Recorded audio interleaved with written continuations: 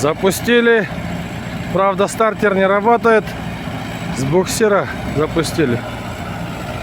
Но работает нормально. Чуть-чуть поддымливает.